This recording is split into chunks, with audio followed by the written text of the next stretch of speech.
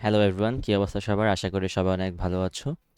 HSC 26 chemistry fundamental কোর্সের প্রথম সেমিস্টারের প্রথম ক্লাসে সবাইকে স্বাগতম। আমরা খুব বেশি কথাবার্তা বাড়াবো না, খুব সংক্ষেপে বলি। আমরা আজকে যে চ্যাপ্টারটা নিয়ে কথাবার্তা বলবো সেটা হচ্ছে গুণগত রসায়ন। আমরা কেন ফার্স্ট চ্যাপ্টার থেকে স্টার্ট করতেছি না, খুব সিম্পল একটা কথা বলি, কারণ ফার্স্ট চ্যাপ্টার থেকে কোনো ধরনের প্রশ্ন কোনো বছরেও এখনো পর্যন্ত আসেনি। আর ফার্স্ট চ্যাপ্টার খুব একটা বেশি ইম্পর্টেন্টও না, আর খুব বেশি টাফ কোনো কিছু না, এটা তোমরা নিজেরাই পারবা। বাট হ্যাঁ, যেহেতু এটা বইয়ের মধ্যে আছে, অবভিয়াসলি আমরা পরবর্তীতে পড়বো।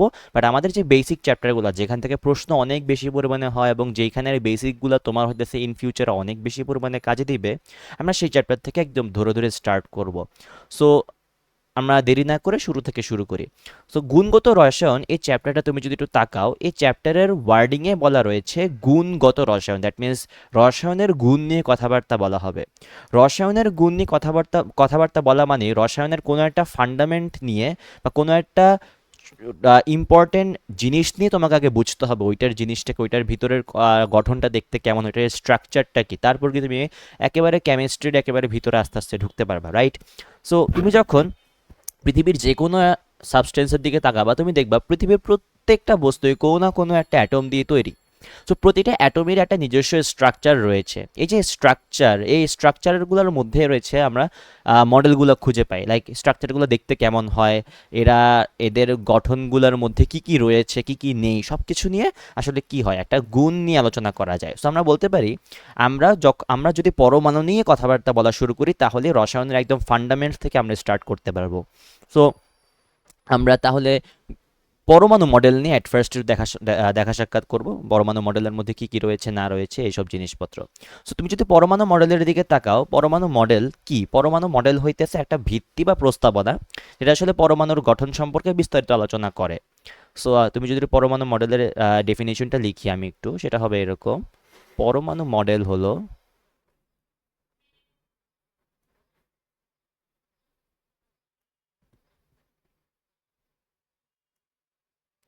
একটি ভিত্তি বা প্রস্তাবনা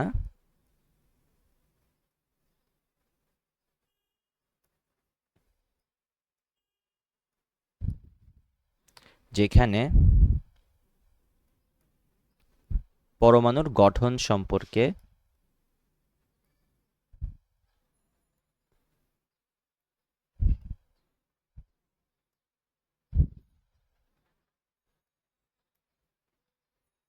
বিস্তারিত আলোচনা থাকে। তো প্রতিটা পরমাণুর গঠন আসলে দেখতে কেমন হয় সেগুলো আমরা একটু দেখব।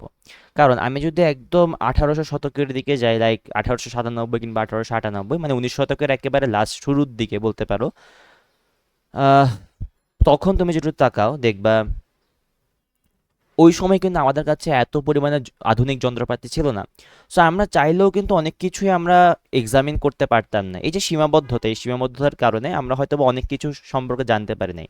তাহলে কেন আমরা সেই পরমাণু মডেল নিয়ে পড়াশোনা করব? তার রিজনটা হচ্ছে, তুমি যদি একদম প্রথম পরমাণু মডেলের দিকে তাকাও, সেখানে হয়তো বা তোমার পরমাণু মডেলের এক্স্যাক্ট যেই স্ট্রাকচারটা সেটা হয়তো বা ফুলফিল করতে পারে দেয়, বাট সেখান থেকে তুমি একটা বেসিক ধারণা পেয়েছো যে, যেমন ধরো সেখানে হয়তো বা ইলেকট্রনের আকার নিয়ে কথাবার্তা বলা হয়েছে, বা ইলেকট্রন আছে কি নাই সেটা নিয়ে কথাবার্তা বলা হয়েছে। বিকজ তুমি তো ইলেকট্রনের ইনভেনশন ছাড়া কোনোদিন পরমাণু মডেলের ইলেকট্রনটার আরও পরবর্তীতে কী কী হতে পারে না হতে পারে সেটা তুমি জানতে পারবে না। দ্যাটস ওয়াই আমরা ওই প্রত্যেকটা পরমাণু মডেল সম্পর্কে পড়ি, এই কারণে যে আসলে ওইটার ইনভেনশনের বা ওইটা আসলে ইনভেনশন না, এক্স্যাক্টলি ওইটা আসলে মানুষজন যে আইডেন্টিফাই করতে পেরেছে, সেই আইডেন্টিফাইয়ের পিছনের মানে কারণটা কী ছিল, সেই জিনিসগুলো জানার জন্য আমরা আসলে প্রতিটা মডেল সম্পর্কে টুকিটাকি পড়ে এসে থাকি। তো ফার্স্ট যে পরমাণু মডেলটা এসেছিল সেটা করেছিল থমসন, স্যার জে থমসন। সেটাকে আমরা বলি থমসনের পরমাণু মডেল। এটা আরও অনেকগুলো নাম রয়েছে, আমি একটু লিখে রাখি পাশে। থমসনের পরমাণু মডেল, বা এটাকে বলা হয় কিসমিস পুডিং মডেল,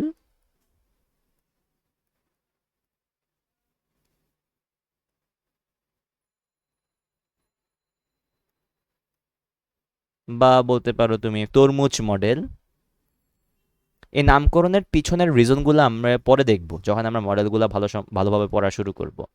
এবং ফাইনালি একটা রয়েছে plum pudding model.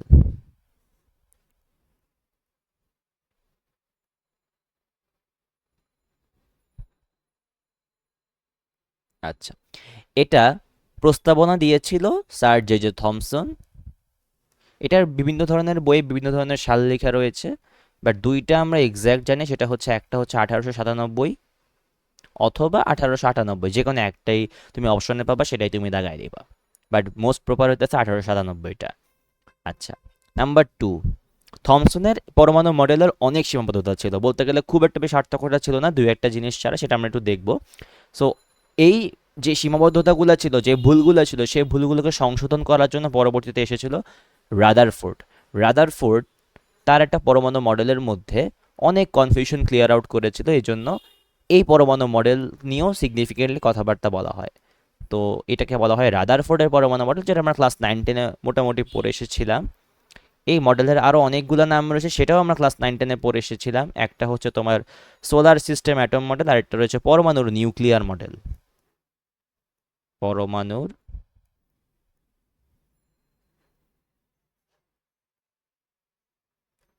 Nuclear model অথবা সোলার সিস্টেম অ্যাটম মডেল। এটা প্রস্তাবনা দিয়েছিল আর্নেস্ট আর্নেস্ট রাদারফোর্ড 1911 সালে। আর্নেস্ট রাদারফোর্ড 1911-এ। আচ্ছা, 3 নম্বর, যেটা রাদারফোর্ডের অনেকগুলো সীমাবদ্ধতা ছিল, সেটা আমরা সবাই জানি, 9-10-এ পড়ে এসেছিলাম। তো সেই সীমাবদ্ধতাগুলোকে সংশোধন করার জন্য পরবর্তীতে এসেছিল বোরের পরমাণু মডেল।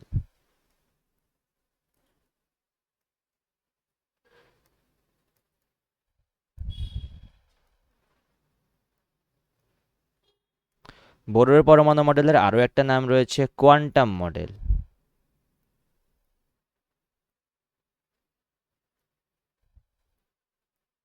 যেটা প্রস্তাবনা দিয়েছিল বিজ্ঞানী নিলস বোর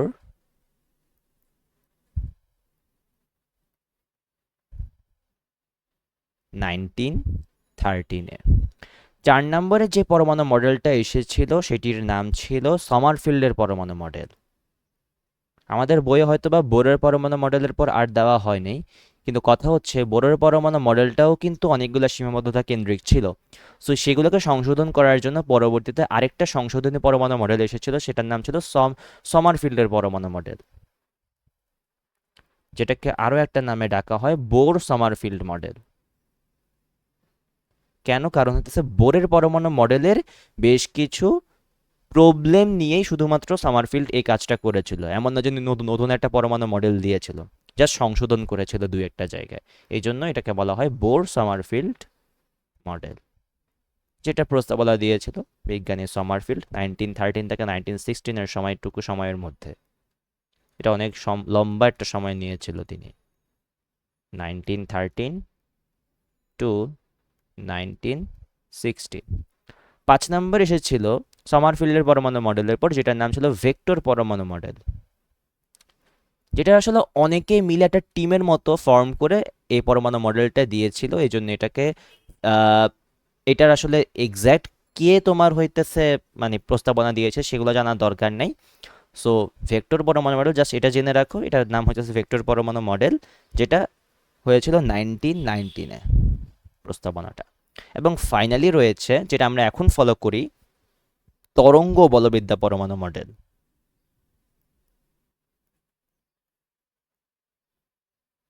আমরা বিজ্ঞানী শ্রোডিঞ্জারের নাম সবাই মোটামুটি শুনে শুনে এসেছি।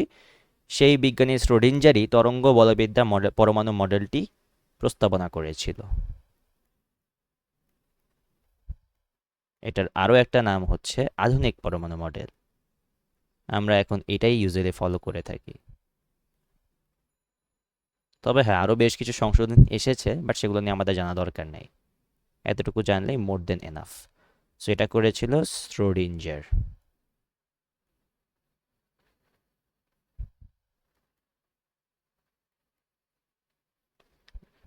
জার্মান সায়েন্টিস্ট ছিল উনি, 1924 থেকে 1927-এর সময়টুকু সময় উনি করেছিল এটা।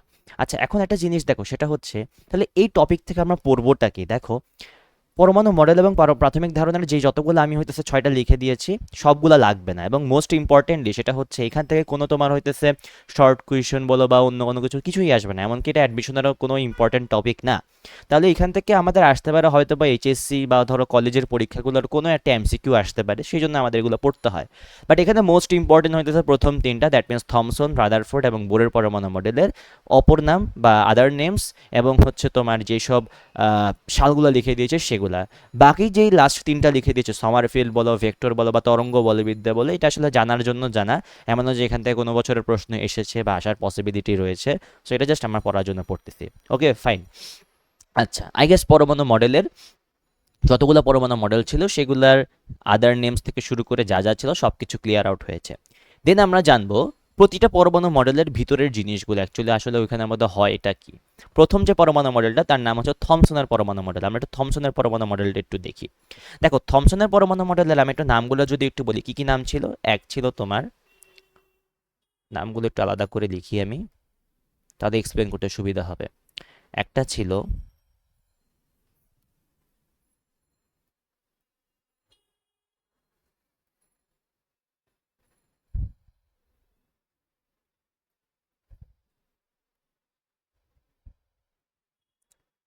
তার নেমস,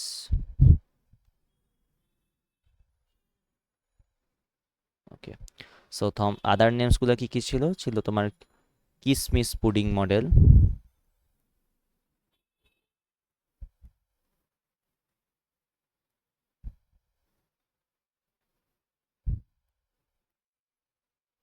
তারপর ছিল তোমার তরমুজ মডেল,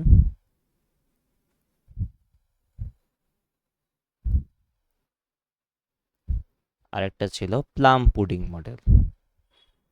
এই আদার নেমসগুলোর মধ্যে পুরো পরমাণু মডেলটাকে এক্সপ্লেন করা হয়ে যায় বলা বলা যায়। আচ্ছা, সো আমি একটা জাস্ট পুডিং আঁকি, যেহেতু কিসমিস এবং পুডিং নিয়ে কথাবার্তা বলা হয়েছে আদার নেমসে, আমি পুডিংটা একটু আঁকি। পুডিং দেখতে কেমন হয়, অনেকটা এইভাবে, সরি, একটা গোল শেপের মতো ধরে নাও, ঠিক আছে না? উম,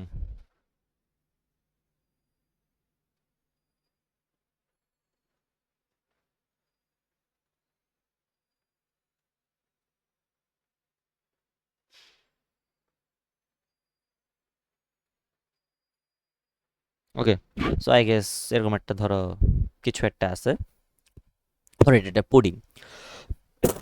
তুমি যদি পুডিং এর উপর কখনো কিসমিস ঢালো, এগুলো সবগুলো এভাবে এভাবে করে থাকবে, রাইট?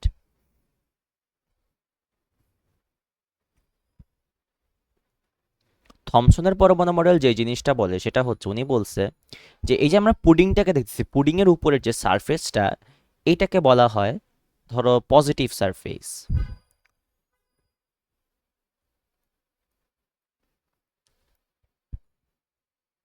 এবং এই সারফেসের মধ্যে যেগুলো তোমার কিসমিসের মতো পার্ট, এগুলো হচ্ছে তোমার পরমাণুর অভ্যন্তরে থাকা ইলেকট্রনসগুলা। সো বলতে পারো নেগেটিভ চার্জ। সো ইলেকট্রনসগুলা এখানে কিভাবে কোন ফরম্যাটে রয়েছে, ছড়িয়ে ছিটিয়ে আছে দেখো। উনি বলল যে পজিটিভ সারফেসের মধ্যে ইলেকট্রনগুলা ছড়িয়ে ছিটিয়ে রয়েছে। উনি কিন্তু কোনো গতিপথ বলে না, উনি বলেন না যে ইলেকট্রনটা এভাবেও করে ঘুরে এভাবে করে ঘুরে না, উনি জাস্ট বলছে ইলেকট্রনগুলো এভাবে করে পজিটিভ সারফেসের উপর ছড়িয়ে ছিটিয়ে আছে। তাহলে এইখানে যে ইলেকট্রনসগুলো দেখতেছো এগুলো আসলে কিসমিসের সাথে কম্পেয়ার করছে উনি, এবং যে পজিটিভ সারফেসটা এটা আসলে উনি পুডিংয়ের সাথে কম্পেয়ার করেছে, এজন্য এটাকে বলা হয় কিসমিস pudding model. Same as well তুমি যদি প্লাম বলো, বা প্লাম মানে কি বড়ই, কিসমিসের যখন উনি বড়ইকে কখনো যদি ধরে সেম অ্যাজ ওয়েল সেম টাইপেরই লাগবে। তরমুজ মডেল বলার কারণ কি, কারণ তুমি যদি তরমুজের একটা কেটে তুমি যে সারফেসটা দেখো, দেখবে এরকম যে লাল গোলকের মতো অংশটা থাকে, তার মধ্যে অনেকগুলো তরমুজের বিচি থাকে। তো এই জন্য তরমুজের বিচিগুলোকে উনি ইলেকট্রনের সাথে কম্পেয়ার করেছে, এবং যে লাল যেই গোলকটা রয়েছে এই গোলকটাকে উনি পজিটিভ সারফেসের সাথে তুলনা করেছে, এই জন্য এটাকে তরমুজ মডেলও বলা হয়। সো আদার নেমসগুলো ক্লিয়ার, এবং এটা তত্ত্বটা কি সেটা মোটামুটি ধারণাটা একটু ক্লিয়ার হয়েছে। আমি যদি তাহলে একটু তত্ত্বটা লিখি, তত্ত্বটা আসলে তাহলে কি হবে, তত্ত্ব দেখো, তথ্যটা হবে পরমাণু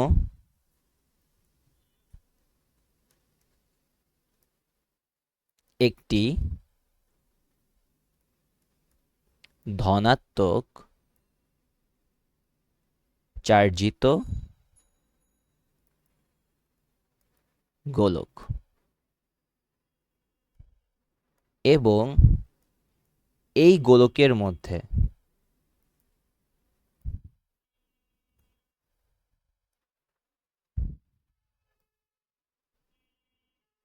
ঋণাত্মক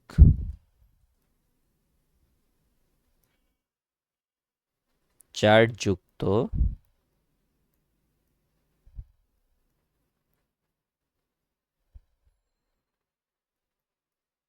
ইলেকট্রন সর্বত্র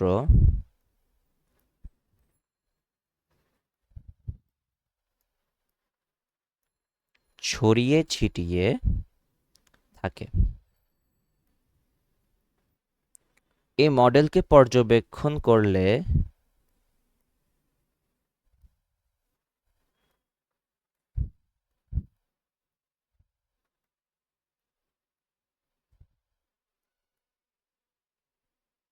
মনে হয়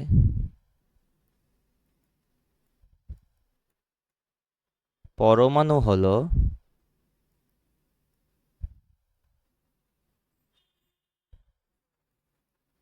পুডিং এর মতো এবং ইলেকট্রনগুলো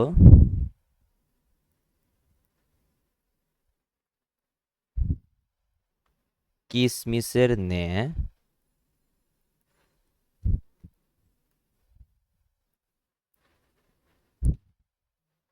পরমাণুতে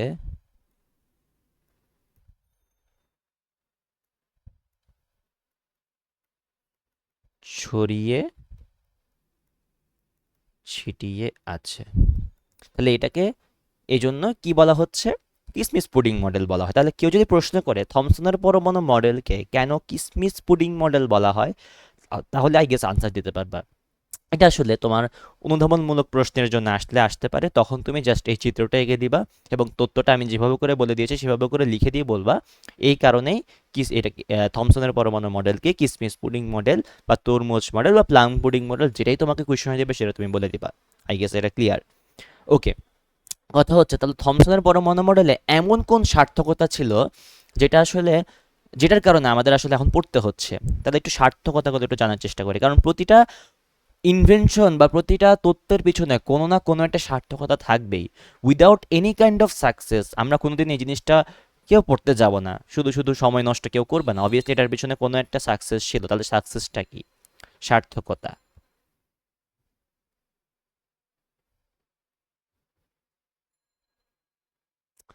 সার্থকতা নাম্বার 1, আমরা এখানে পরমাণুর আকার সম্পর্কে একটা ধারণা পাই।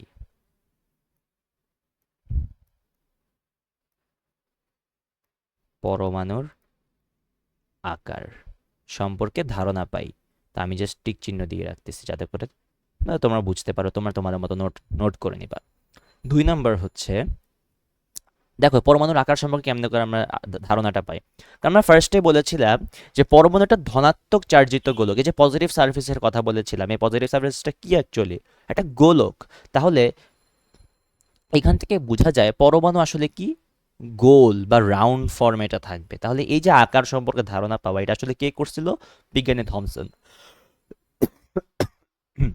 সেকেন্ডলি আমরা আরও একটা জিনিস জানতে পেরেছিলাম, সেটা হচ্ছে ইলেকট্রনের অস্তিত্ব সম্পর্কে। তাহলে পরমাণুর ভিতরে ইলেকট্রনের অস্তিত্ব সম্পর্কে আমরা ধারণা পাই। আবারও বলতেছি, ইলেকট্রনের অস্তিত্ব সম্পর্কে ধারণা পাই।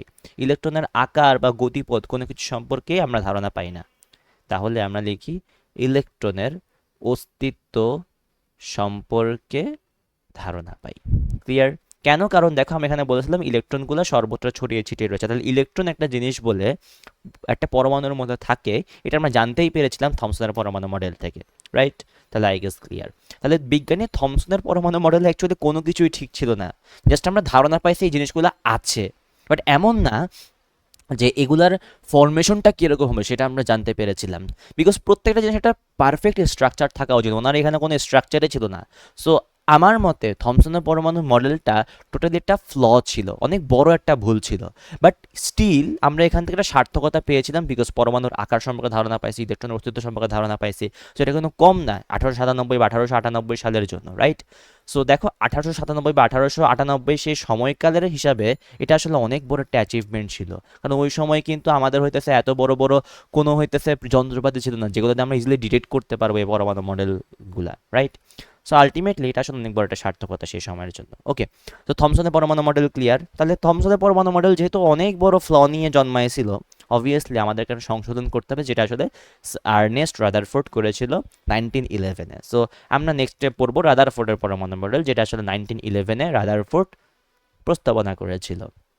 তাহলে 1911-এর রাদারফোর্ডের প্রস্তাবনাটাকে আমরা বলি রাদারফোর্ডের পরমাণু মডেল। রাদারফোর্ডের পরমাণু মডেলটা আসার আগে উনি এই মডেলটার যে প্রস্তাবনা দেওয়ার আগে উনি অনেক বড় একটা পরীক্ষা করেছিল, একটা এক্সামিন করেছিল। সেই এক্সামিনটাকে আমরা বলি রাদারফোর্ডের আলফা কণা বিচ্ছুরণ পরীক্ষা বা আলফা পার্টিকেল রে এক্সাম। সো এটাকে আমরা বলি রাদারফোর্ডের আলফা কণা বিচ্ছুরণ পরীক্ষা। তাহলে আমরা এখন রাদারফোর্ডের আলফা কণা বিচ্ছুরণ পরীক্ষা সম্পর্কে আগে জানবো, কারণ এই পরীক্ষা সম্পর্কে জানার পরেই আমরা বুঝতে পারবো এই পরমাণু মডেলে কোন কোন জিনিসগুলো হয়েছে এবং কেন হয়েছে।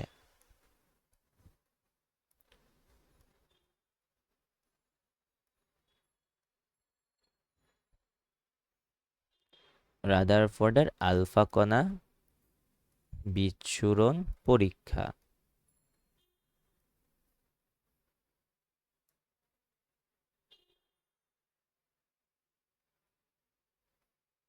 আচ্ছা, এই পরীক্ষাটা উনি করেছিল 1909, দ্যাট মিনস 1909 সালে করেছিল। এই 1909 সালের পরীক্ষার পর উনি সে প্রস্তাবনা দিতে দিতে ওনার 1911 পর্যন্ত লেগে গিয়েছে। আচ্ছা, এই পরীক্ষাটার উপকরণ সম্পর্কে একটু পড়ি। উপকরণগুলো ছিল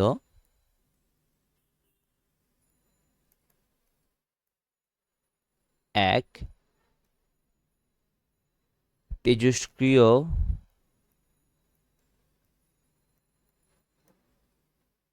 রেডিয়াম থেকে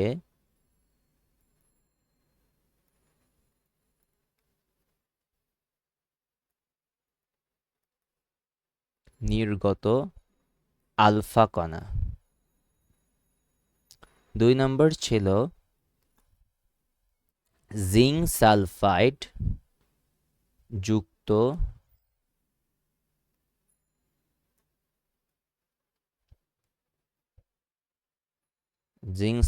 আবরণযুক্ত পর্দা।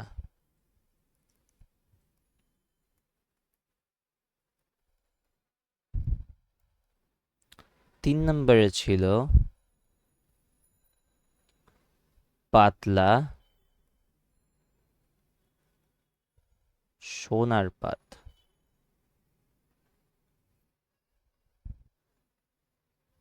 4 নম্বরে ছিল লেড ব্লক।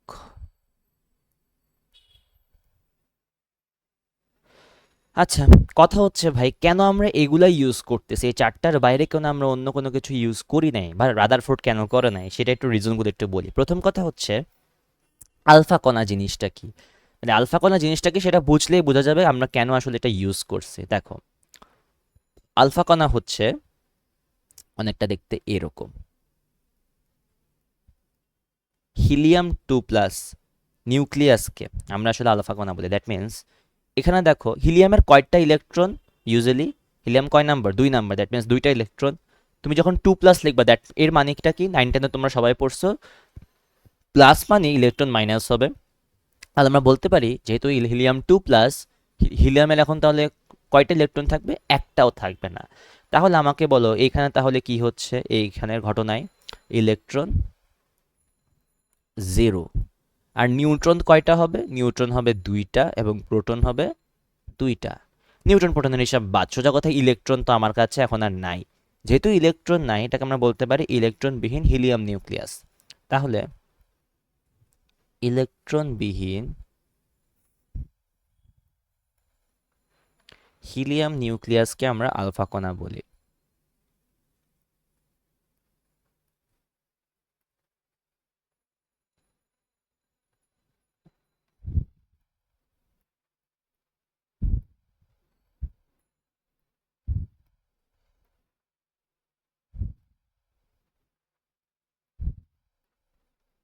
ওকে, অথবা আরো একটা নাম বলা যায় দ্বিধনাত্মক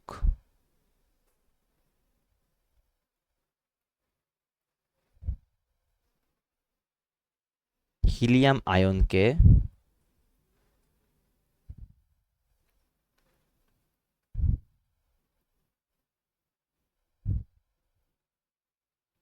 আলফা কণা বলে। দ্বিধনাত্মক হিলিয়াম আয়ন মানে কি? সোজা কথা হিলিয়াম 2+ বুঝাইছে। আচ্ছা, এখন কথা হচ্ছে ভাই, কেন আমরা তাহলে এটা ইউজ করতেছি? এটার রিজনটা হচ্ছে, তুমি যদি আলফা কণার একটু গতির দিকে তাকাও, আলফা কণার গতিটা আলোর গতির অনেক কাছাকাছি। মানে আলফা কণার গতি কত আমি একটু বলি। আলফা কণার গতি হচ্ছে 10⁻⁷ মিটার/সেকেন্ড, যেটা আসলে আলোর গতির অনেক কাছাকাছি, কারণ আলোর গতি কত? 3 × 10⁸ মিটার/সেকেন্ড। সো নট 10⁻⁷, 10⁻⁷ থেকে এক্সিডও হয়, লাইক 2.5 পর্যন্ত যায়, থেকে 2.5 পর্যন্ত এক্সিড হয়, 2.5 × 10⁻⁷ মিটার/সেকেন্ড পর্যন্ত যায়। সো আলফানার গতি কিন্তু অনেক বেশি, মানে যেটার কারণে যে লাভটা হয়, যে ধরো আমরা তো আসলে কি করতেছি, আমরা আসলে যে কাজটা করতেছি, তোমার কাছে একটা এরকম পরমাণু ছিল, সে পরমাণুর মধ্যে তুমি যখন আলফা কণা পাস করবা, এটা যদি ফাস্ট না হয়, ফর্সে ধরে নাও যে একটা ইলেকট্রন এখানে ছিল, এইটা তোমার যদি যখন পাস করার সময় এই যে মাঝখানে বেশ কিছু গ্যাপ আছে না, এই গ্যাপের যে পার্টটুকুর মধ্যে ইলেকট্রনটা আবার ঘুরে আসবে, এটা যদি ফাস্ট না হয়, ইলেকট্রনটা ঘুরে আসতে আসতে যদি লেট করে, তাহলে এই ইলেকট্রনটা তোমার হইতেছে আছে কি নেই সেটা আমরা আইডেন্টিফাই করতে পারবো না। ইলেকট্রনের কথা বাদ দাও, তোমার কাছে নিউট্রন আছে, প্রোটন আছে, সোজা কথা আলফা কণার গতি যদি বেশি না হয়, এই মাঝখানের যে গ্যাপটুকু আছে, এই গ্যাপটুকুর মধ্যে কাহিনীটা কি হচ্ছে, সে কাহিনীগুলো আমরা ইজিলি ডিটেক্ট করতে পারবো না। দ্যাটস ওয়াই আমরা হইতেছে আলফা কণার গতি যেহেতু অনেক বেশি, এই জন্য এটাকে আমরা ধরে নিই, বা এটাকে নিয়ে আমরা কাজ করি। সেকেন্ড রিজন ইজ, তোমার কাছে তো ইলেকট্রন আছে, ইলেকট্রনের একটা ভর রয়েছে, ইলেকট্রনের ভর কত? 9.31 × 10⁻10⁻31 কেজির মতো। সো তোমার হইতেছে ইলেকট্রনের ভর, যেটা ইলেকট্রনের ভর থেকে যদি একটু বেশি না হয়, তাহলে অবভিয়াসলি তোমার ইলেকট্রনগুলোর সাথে বেশি পরিমাণে বাধা পাবে। সো দেখো, ধরে নাও যে তোমার যদি একটা ইলেকট্রনের সাথে বাধা পায়, তোমার একটা উল্টা দিকে চলে আসবে, এরকম হইতে পারে। আর যেহেতু আলফা কণা, হয়তো বা উল্টা দিকে যাবে না, হয়তো বা ইলেকট্রনের সাথে ধাক্কা খেয়ে এক জায়গায় আটকে যাবে, কারণ হচ্ছে আলফা কণা এটা পজিটিভ চার্জ যুক্ত, কারণ এখানে কোনো ইলেকট্রন নেই, শুধুমাত্র কি আছে? নিউট্রন এবং প্রোটন আছে। সো অবভিয়াসলি এটা পজিটিভ চার্জ হবে। সো পজিটিভ এবং নেগেটিভ মিলে তখন কি এটা নিউট্রালাইজ হয়ে যেতে পারে, যেটা আমাদের জন্য সমস্যাজনক। তা আমরা চাইতেছিলাম এমন একটা কণা আনতে, যে কণাটা অ্যাকচুয়ালি ইলেকট্রন থেকেও বেশি পরিমাণে ভারী হবে, যেটা ইলেকট্রনকে নালিফাই করবে, ইলেকট্রন ছাড়াও অন্য কোনো কিছু আছে কিনা, কোথায় আছে, সেই জিনিসটাকে আমরা মেইনলি এক্সামিন করব। কারণ রাদারফোর্ডের মেইন থিঙ্কিং ছিল এটাই, যে আচ্ছা আমি তো ইলেকট্রন সম্পর্কে জানতে পারছি, আমি তো এখনো জানি না ইলেকট্রন ছাড়া পরমাণুর মধ্যে আর কি কি আছে। প্রোটন এবং নিউট্রন আছে, রাইট? তখন তো আমরা জানতাম না। সো প্রোটন এবং নিউট্রনকে আইডেন্টিফাই করার জন্য সে এই কাজটা করছে, বুঝতে পারছি, যাতে করে ইলেকট্রনগুলোকে নালিফাই করে বাকি কোন কোন জিনিসগুলো সেগুলো সে আইডেন্টিফাই করতে পারে। এই জন্য রাদারফোর্ড আলফা কণাটাকে চুজ করছিল। তাহলে আরেকটা রিজন ছিল আলফা কণার ভর। আলফা কণার ভর তাহলে কত? আলফা কণার ভর হইতেছে তোমার 6.694 ইন্টু 10⁻27 কেজি, যেটা আসলে ইলেকট্রনের অপেক্ষা প্রায় 7,000 গুণ ভারী, 7,000 বা 7,500 গুণ ভারী, এরকম টাইপের। 7,000 গুণটাই লিখলাম। সো এই দুইটা রিজনে আমরা আলফা কণাটাকে ইউজ করতেছি। ক্লিয়ার? ওকে। সো এই এই আচ্ছা, এই পরীক্ষাটা আসলে কে করছিল? এই পরীক্ষাটা দুজন মানুষ করছিল, একটা হচ্ছে রাদারফোর্ড, আরেকজন রয়েছে তার নাম হচ্ছে বিজ্ঞানী মার্সডেন। আমি ইংলিশ স্পেলিংটা ভুলে গেছি, বাট এতটুকু মনে বাংলায় লিখে রাখি মার্সডেন। তাহলে বিজ্ঞানী মার্সডেন, রাদারফোর্ড এবং মার্সডেন মিলে 1909 সালে এটা করছিল। এবং কথা হচ্ছে তারা দুইজন মিলে জিঙ্ক সালফেট আবরণযুক্ত পর্দা এবার কেন ইউজ করছে সেটা একটু বলি।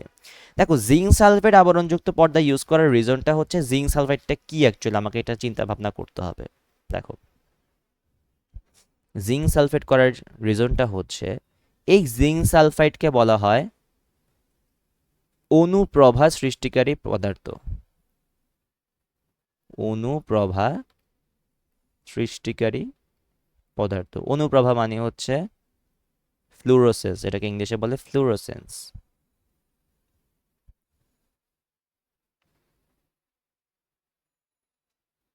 তাহলে কেন এটা আমরা ইউজ করতেছি? এটা ইউজ করার রিজনটা হচ্ছে এই অনুপ্রভা সৃষ্টিকারী পদার্থগুলা যেটা হয় এটা শক্তি শোষণ করে আলো ছড়াইতে পারে।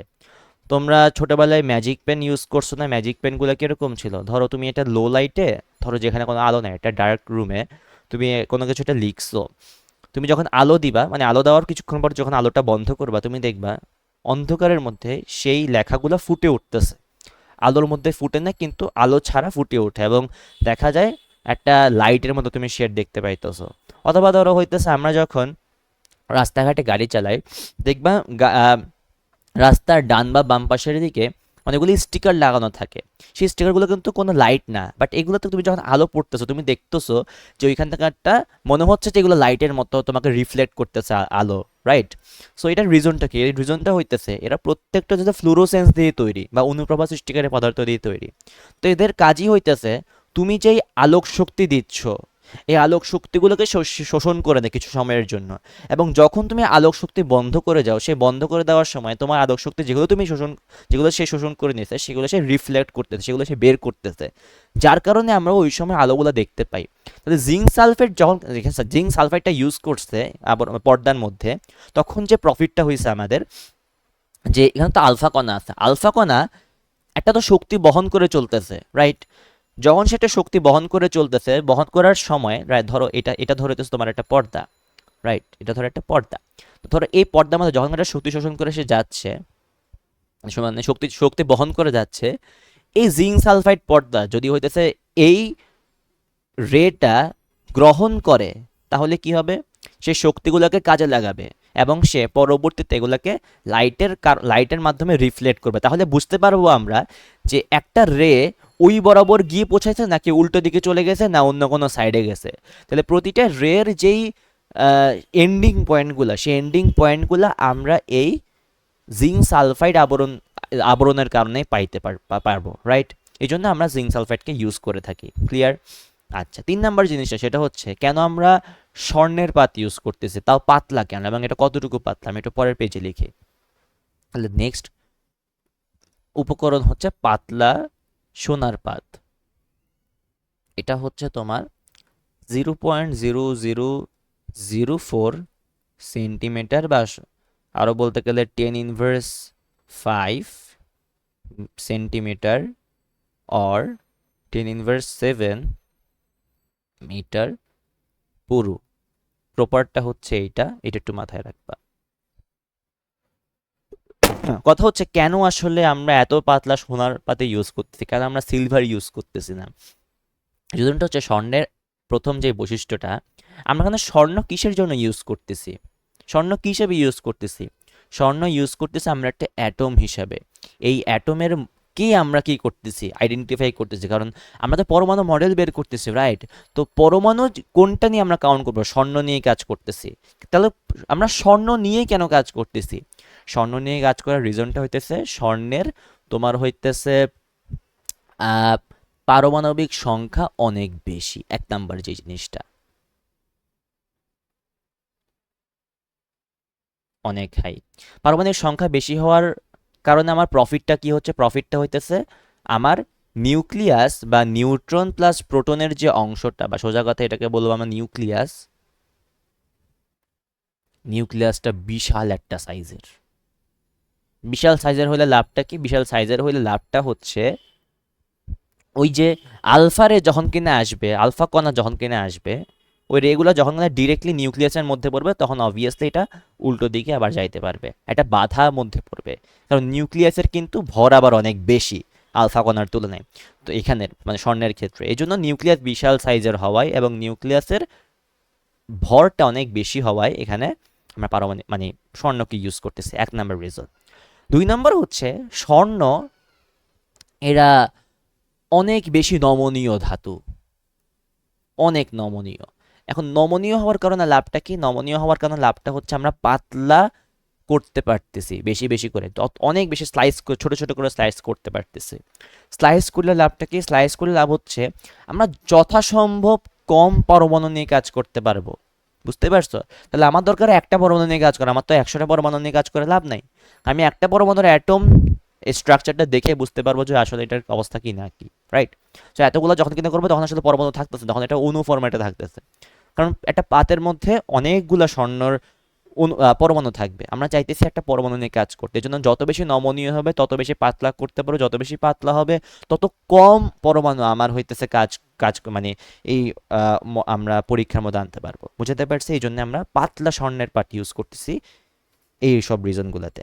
আচ্ছা, ফাইনালি রয়েছে লেড ব্লক কেন আমরা ইউজ করি। দেখো, লেড ব্লক, লেডের হইতেছে তোমার যে ঘনত্ব এটা অনেক বেশি, অনেক বেশি। এখন ঘনত্ব অনেক বেশি হলে লাভ কি? ঘনত্ব অনেক বেশি হলে লাভ হচ্ছে তুমি দুনিয়ার যে কোনো কিছু দাও এরা সহজে আটকাইতে চাইবে। যেমন ধরো তুমি যদি মার্কারির মধ্যে তোমার হাতটা দাও, তোমার হাতে একটু উঠাও, দেখবা মার্কারি আর নাই তোমার হাতের মধ্যে। রিজনটা কি? কারণ এদের ঘনত্ব অনেক বেশি, এরা নিচের দিকে যাইতে চাচ্ছে। বুঝতে পারছি? কারণ তোমার হাতে থাকতে চাইবে না এরা। সো ঘনত্ব বেশি হইলে লাভ এইটাই, তোমাকে মানে ইজিলি রেজিস্ট করতে পারবে। এখন রেজিস্ট কেন আমার দরকার? মানে রেজিস্ট বেশি করতে পারবে, কিন্তু কথা হচ্ছে রেজিস্ট, এই রেজিস্ট করার যে পাওয়ারটি এটা কেন আমার দরকার? এটা পাওয়ারটা দরকার, তুমি যদি একটু ব্লকের দিকে তাকাও, ব্লক দেখতে অনেকটা এরকম হয়। এই ব্লকের মধ্যে তোমার কি থাকে? লেড থাকে। এই ধরো এগুলো সবগুলো কি লেড, লেড দিয়ে ভরা। এখন আমাদের যে আলফা কণাটা বা রেডিয়ামটা, রেডিয়ামটা থাকে মাঝখান বরাবর। এই রেডিয়াম থেকে আলফা কণা রেডিয়েট হয়। এখন দেখো আলফা কণা যখন কিন্তু রেডিয়েট হয় সে কিন্তু ছড়াই ছিটাইভাবে রেডিয়েট হইতেছে, সে কিন্তু এমন না যে সে একদিক বরাবর রেডিয়েট হবে, কারণ এটা তো তার নির্দিষ্ট করা নাই সে একদিক দিকে রেডিয়েট হবে, এবং তুমি জানো না। কিন্তু যখন কিনা অনেক দিকে রেডিয়েট হবে, সমস্যাটা এই জায়গায় হয় যে তুমি এত দিকে রেডিয়েট হলে তুমি কোন আলফা মানে তুমি বুঝতে পারবে না যে কোন রে এর জন্য কোন দিকে তোমার হইতেছে ওই যে তোমার লাইটগুলা পড়তেছে, ফ্লুরোসেন্সের মধ্যে তোমার লাইটগুলা কোথায় পড়তেছে, তো তোমার জন্য আইডেন্টিফাই করা মুশকিল হয়ে পড়বে যে পরমাণুর স্ট্রাকচারটা দেখতে কেমন হয়। এই জন্য লেড ব্লক ইউজ করে যাতে করে এই আলফা কণার রেডিয়েশনগুলোকে সে থামাইতে পারে, এবং একদিক বরাবর একটা ছিদ্র থাকে, এই ছিদ্র বরাবর যাতে করে একটা কয়েকটা রেই বের হইতে পারে। তো আলটিমেটলি তোমার জন্য তখন আইডেন্টিফাই করা ইজিয়ার হয় যে এই পরমাণুটার স্ট্রাকচারে কোথায় গিয়ে বাধাগুলা পাইতেছে, কোথায় গিয়ে বাধাগুলা পাইতেছে না, রাইট? কারণ তো আলফা কোনো কমে যাচ্ছে, এটাই আমার দরকার। বুঝতে পারছি? এই জন্য লিড ব্লক আমরা ইউজ করতেছি।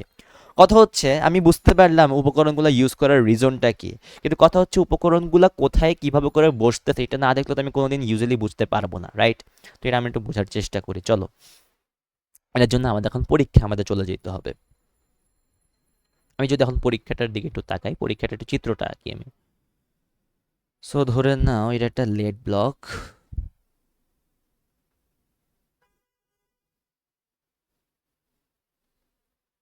আচ্ছা, এখানে সুন্দর করে আঁকি, ঠিক আছে? এটা একটা লেড ব্লক, এখান থেকে তোমার হইতেছে ছড়াবে।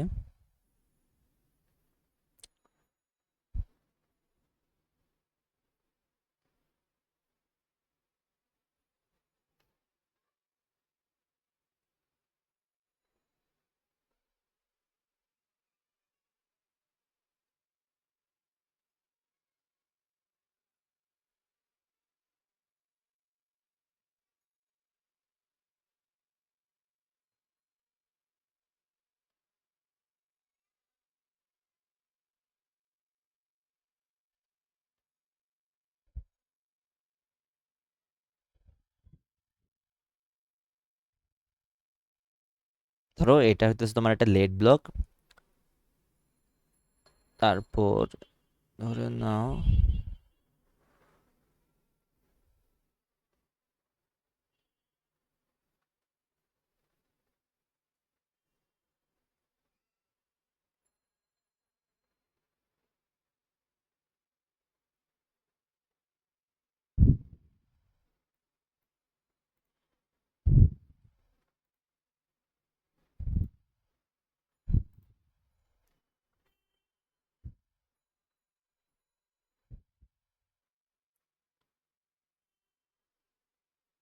এটা হচ্ছে তোমার পর্দাটা আমরা আঁকতেছি।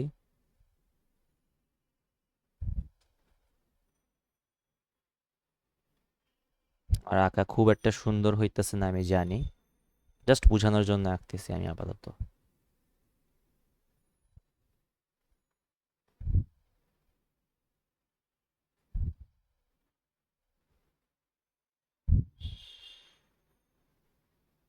আচ্ছা, দেন এখানে মাঝখানে একটা পাতলা স্বর্ণের পাত থাকবে, যেটা দিয়ে আমরা মেইনলি কাজগুলো করব। তো এখান থেকে ধরো হইতেছে তোমার আলফা কণা আসতেছে, আগে ধরে নাও এটা তোমার কি একটা রেডিয়াম আছে, এই রেডিয়াম থেকে তোমার হচ্ছে শুরু হয়েছে আলফা কণা রেডিয়েট হওয়া। অনেক দিকে রেডিয়েট হইতেছে আমরা জানি।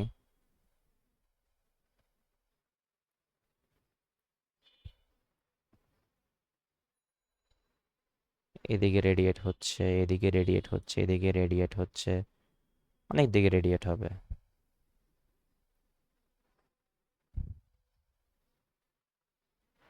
এদিক বরাবর যেটা রেডিয়েট হবে সেটা এখন বের হয়ে যাবে, বাকি সবগুলো রেজিস্ট হয়ে যাবে, বের হয়ে এদিক বরাবর গেল। এখন এখানে যখন কিনা একটা ধাক্কা খাবে, ধাক্কা খাওয়ার পর অনেক রকম কাহিনী হবে, যেমন ধরো কিছু যাবে দেখবা একদম এদিক বরাবর সরে যাবে, কিছু হইতেছে ধরো উল্টা দিকে আসবে, ঠিক আছে, আবার কিছু আসবে ধরো হইতেছে আহ এদিক বরাবর উল্টা দিকে যাইতেছে, এরকম টাইপের, মানে একদম অপোজিট সাইডে চলে গেছে। আবার ধরো কিছু একদম উপরে ধাক্কা খাচ্ছে, বেশিরভাগই দেখবো হইতেছে এই সোজাসুজি বরাবর চলে যাচ্ছে, এরকম টাইপের।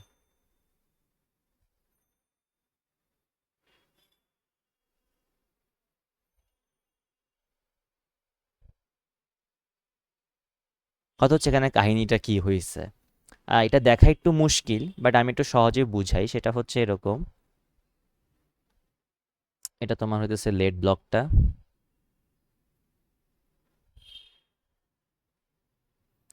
এটা হচ্ছে তোমার সেই জিঙ্ক সালফাইড যুক্ত পর্দা, আর এটা হচ্ছে তোমার গোল্ড যে ফয়েলটা বা কি বলতো পাত পাত, সে পাতটা সোনার পাত। আচ্ছা, এই জায়গাগুলোতে তুমি কি পাচ্ছ, এই জায়গাগুলো তুমি লাইটের রিফ্লেকশন পাইতেছো এই জায়গাগুলোতে, কারণ এখানে গিয়ে সে জিঙ্ক সালফেটে গিয়ে আঘাত করতেছে, ওখানে গিয়ে তোমার শক্তি শোষণ হবে, সেখানে গিয়ে তোমার ফ্লুরোসেন্স হবে, বুঝাতে পারছে? আচ্ছা, অথচ বা এগুলো কেন হয় দেখো, তুমি যদি একটু গোল্ডের একটা স্ট্রাকচারের দিকে তাকাও, দেখতে অনেকটা এরকম হবে, তাই না? এখানে ধরো তোমার ইলেকট্রন আছে, ইলেকট্রন আছে, ইলেকট্রন আছে, ইলেকট্রন আছে, ইলেকট্রন আছে। ধরো কোনো একটা আলফা রে যখন কিনা এমনে করে আসতেছে, তখন সে কি করতেছে, সোজা এখানে গিয়ে একটা ধাক্কা খেলো, কিছু যাচ্ছে এরকম সোজাসুজি গিয়ে ডিরেক্টলি এভাবে বরাবর চলে গিয়ে চলে যাচ্ছে, এটা ধাক্কা খেয়ে একটু স্লাইটলি চেঞ্জ হয়ে যাবে। আবার ধরো কিছু মাঝখান বরাবর এমনি সোজাসুজি ধাক্কা খাবে, ধাক্কা খেয়ে আবার উল্টা দিকে ফিরে আসবে, তাই না? এরকম টাইপের, এর উপরের দিকে যে এটা সোজাসুজি চলে যাচ্ছে, এরকম টাইপের। আর এরা যেটা হয়েছে, এটা সোজাসুজি বরাবর গেছে আবার অপোজিট সাইডে চলে আসছে। আচ্ছা, চিত্রটা বোঝা যাচ্ছে না আসলে, একটু দাঁড়াও একটু সুন্দর করে রাখি। ধরো এটা সোজাসুজি বরাবর চলে যাচ্ছে, কোনো বাধা নাই, এই জন্য ইলেকট্রন আছে কিন্তু ইলেকট্রনগুলো নেগলেক্টেবল। কারণটা কি কারণ, আলফা কণার ভর ইলেকট্রনের তুলনায় অনেক বেশি, সো আলফা মানে আলফা কণায় ইলেকট্রন আছে কিনা সেটা দেখতেছেই না, সো ইলেকট্রন থাকলেও ইলেকট্রনকে নেগলেক্ট করে সে সোজাসুজি চলে যাচ্ছে গা, বুঝতে পারছি? সো এই জন্য ইলেকট্রন নেগলেক্টেড ভাবে চলে যাচ্ছে, এই জন্য এগুলো সোজাসুজি ভাবে যাচ্ছে। তাহলে যেগুলো সোজাসুজি বরাবর যাচ্ছে, এরকম সোজাসুজি যাচ্ছে, এগুলো আসলে কি এরকম ফাঁকা স্থান বরাবর যাচ্ছে। আচ্ছা, এগুলা ক্লিয়ার। এরপর তোমার আসে ধরো কিছু জিনিস আসতেছে এরকম একদম লাস্ট পয়েন্টে গিয়ে লাগছে স্পর্শকের মতো, লাগার পর এগুলো স্লাইটলি চেঞ্জ হচ্ছে, এরকম টাইপের। আবার কিছু আসবে এরকম ধরো পুরো পুরোপুরি যায় নাই, বাট একটু মাঝ মানে পুরোপুরি একদম স্পর্শকের মতো যায় নাই, বাট একটু দূরে কাছাকাছি আছে, ধাক্কা খেয়ে অপোজিট সাইডে আসবে, মানে অন্য সাইডে একটু বেঁকে যাবে। কিছু আসবে একদম মাঝখান বরাবর, এই মাঝখান বরাবরগুলো সোজাসুজি যাবে আবার উল্টো দিকে চলে আসবে, বুঝতে পারছি? তাহলে এখানে যেটা হয়, মোস্ট অফ দেম হইতেছে এরকম খালি বরাবর চলে যাচ্ছে, খালি বরাবর একদম খালি বরাবর চলে যাচ্ছে মোস্ট অফ দ্য কেসেস। আর একটা মানে 20,000টার মধ্যে একটা যাইতেছে এরকম মাঝখান বরাবর, বাকিগুলো কিছু কিছু যাইতেছে এরকম টাইপের। এভাবে করে এই পুরো পরীক্ষাটা হইতেছে। আমি যদি পরীক্ষাটার একটু একটা তোমাদেরকে একটু একটা পরীক্ষাটা দেখাই, ইউটিউবে আছে, আমি জাস্ট একটা জিনিস দেখাইতেছি, একটু 2টা মিনিট ওয়েট করো, দাঁড়াও একটু ওয়েট করো। উম, মানে এই তুমি তো যখন পরীক্ষাটা দেখবে, পরীক্ষাটা দেখলে তোমাদের কাছে ক্লিয়ার হয়ে যাবে।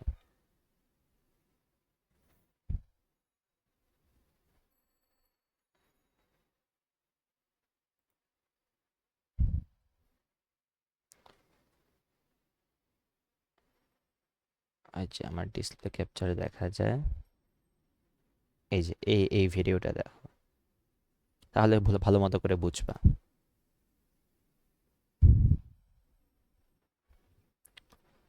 কি কি অ্যাপারেটাস ছিল, এই যে দেখো, আলফা পার্টিকেল এমিটার মানে এটাই তোমার লেড ব্লকটা, এটা তোমার ডিরেকশন স্ট্রিং মানে এটাই তোমার কি সেই জিঙ্ক সালফাইড যুক্ত পর্দাটা।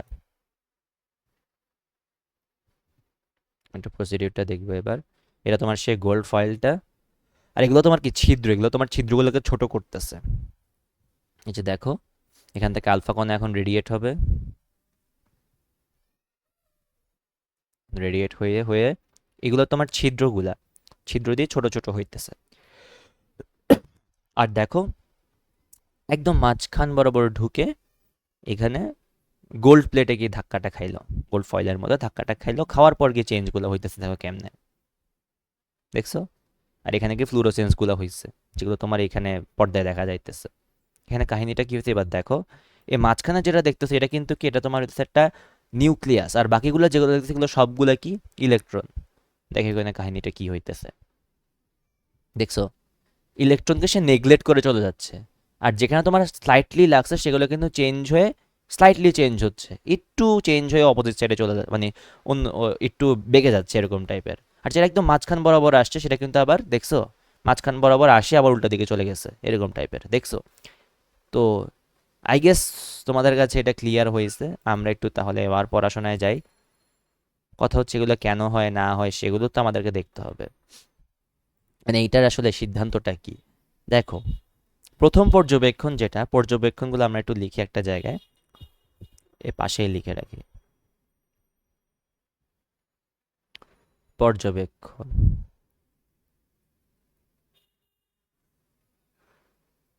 পর্যবেক্ষণ 1, 99% আলফা কণা গতিপথ চেঞ্জ করে না, রাইট? এবং সোনার পাতকে ভেদ করে চলে যায়।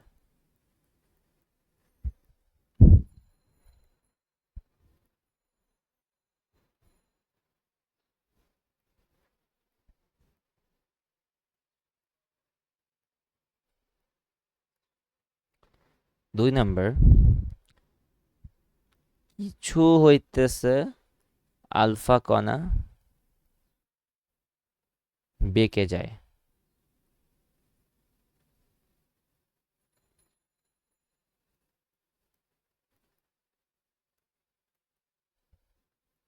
আর কিছু আছে, কিছু বলতে কি খুবই কম সংখ্যক, এটার অ্যাপ্রক্সিমেট ভ্যালু হইতেছে এরকম প্রায় 20,000-এর মধ্যে একটি।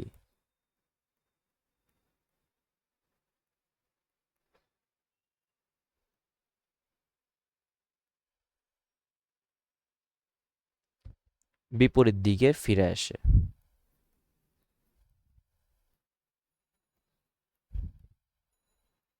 তাহলে পর্যবেক্ষণগুলো ক্লিয়ার? ওকে, তাহলে পর্যবেক্ষণ কি আমরা দেখলাম, কথা হচ্ছে পর্যবেক্ষণ থেকে আমরা কি কি সিদ্ধান্তগুলো নিতে পারি, সিদ্ধান্তগুলোর উপর বেস করে প্রস্তাবনা কি হবে, সার্থকতা কি, তারপর আরো অনেক কিছু আছে, সেগুলো আমরা একটু দেখার চেষ্টা করি।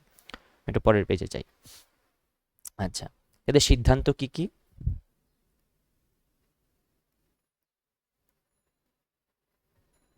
আমি যতটুকু শর্টে পারি ততটুকু শর্টে লিখবো, তোমরা নোট করার সময় সুন্দর করে একটু লিখে নিও। 1, সিদ্ধান্ত নাম্বার 1, সেটা হচ্ছে পরমাণুর অধিকাংশ স্থানই ফাঁকা। কেন অধিকাংশ স্থানই ফাঁকা বলতেছি আমি?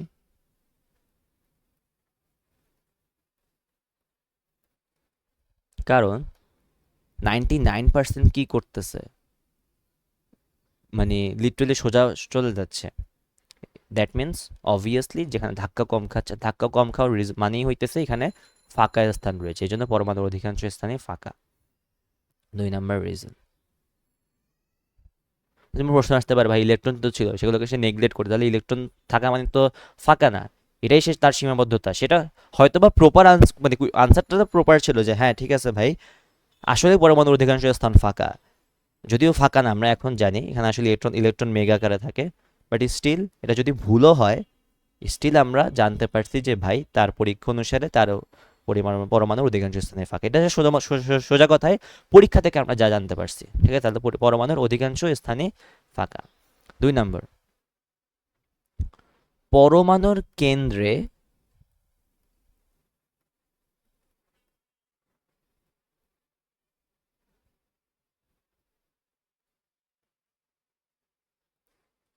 পরমাণুর প্রায় সমগ্র ভর, যেটা 99.97%-এর মতো পুঞ্জীভূত থাকে।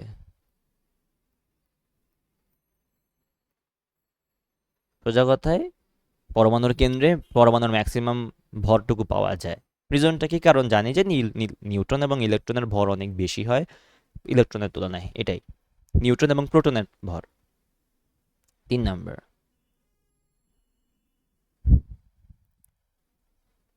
উনি একটা জিনিস বলছে, সেটা হচ্ছে ভারী এবং ধনাত্মক চার্জযুক্ত যে পরমাণুর কেন্দ্র যেটাকে বলা হয় নিউক্লিয়াস।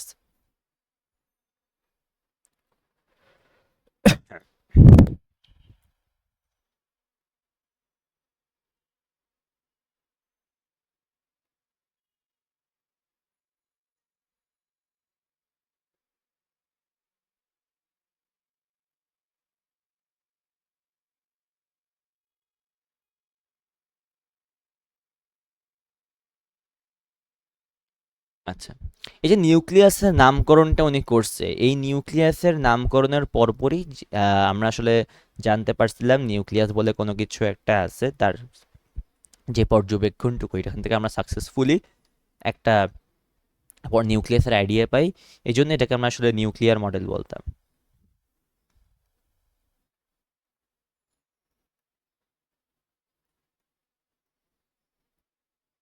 তাহলে নিউক্লিয়ার মডেলের নামকরণের reason I guess clear. 4 number, পরমাণু বিদ্যুৎ নিরপেক্ষ। এই সিদ্ধান্তটুকু আসলে অনেকটা অ্যাজিউমের উপর বলা যায়।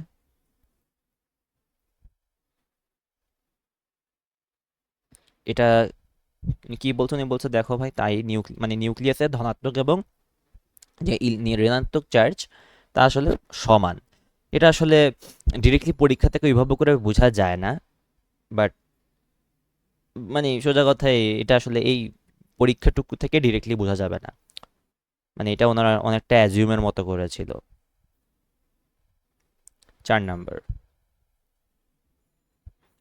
আলফা কণার ভর ইলেকট্রনের ভরের থেকে 7,000 প্রায় 7,000 গুণ বেশি। যখন সে নেগলেক্ট করতেছে আলফা কণার ভরটা, আলফা কণা যখন কিনা ইলেকট্রনের ভরটাকে নেগলেক্ট করে চলে যাচ্ছে, তখন কি আমরা বুঝতে পারছি আলফা কণার ভরটা অনেক বেশি। এই জন্য আলফা কণার ভর ইলেকট্রনের তুলনায় প্রায় 7,000 গুণ বেশি। 5,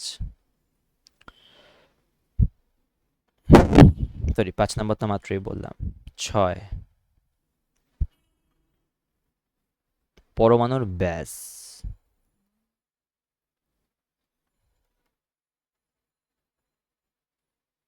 10^10 মিটার, আর নিউক্লিয়াসের ব্যাস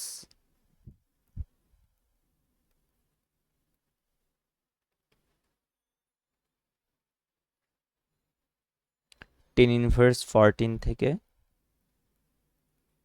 10^15 মিটারের মতো। উনি ওইটা জানতে পারছিল মাপটা করে। তাহলে সিদ্ধান্তটুকু আই গেস ক্লিয়ার। অথচ এই সিদ্ধান্তটুকু তো উনি শেষ করে নাই, সিদ্ধান্তগুলোর উপর বেস করে উনি একটা ফাইনাল প্রস্তাবনা দিয়েছিল, সেই প্রস্তাবনাগুলো নিয়ে আসলে মেইন কথাগুলো বলা হয় এই পুরো পরমাণু মডেল, কারণ প্রস্তাবনা অ্যাকচুয়ালি কি পরমাণু মডেলটার মেইন থিং, রাইট? তাহলে এই প্রস্তাবনাটা কি সেটা আমরা একটু জানার চেষ্টা করি। প্রস্তাবনা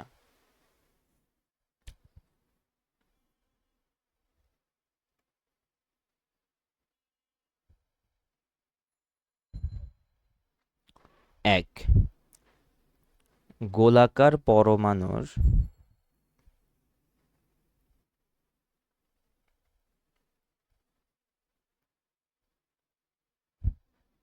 কেন্দ্রস্থলে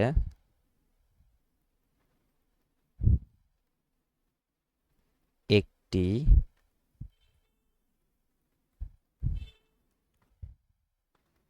ধনাত্মক চার্জ বিশিষ্ট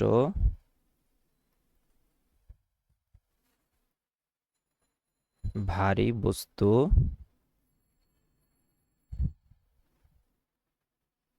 বিদ্যমান।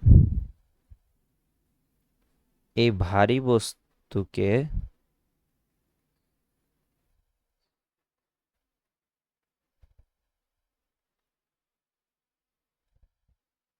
পরমাণুর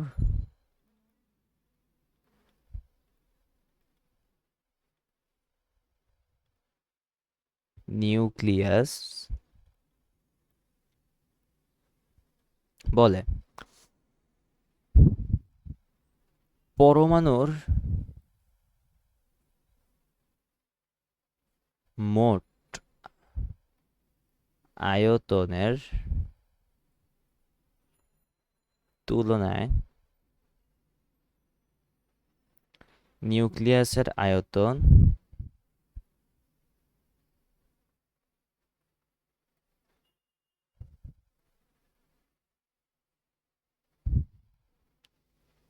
অতি নগণ্য।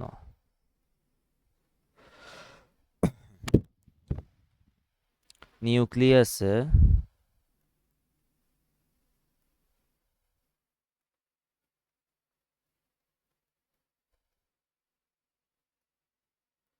পরমাণুর সমস্ত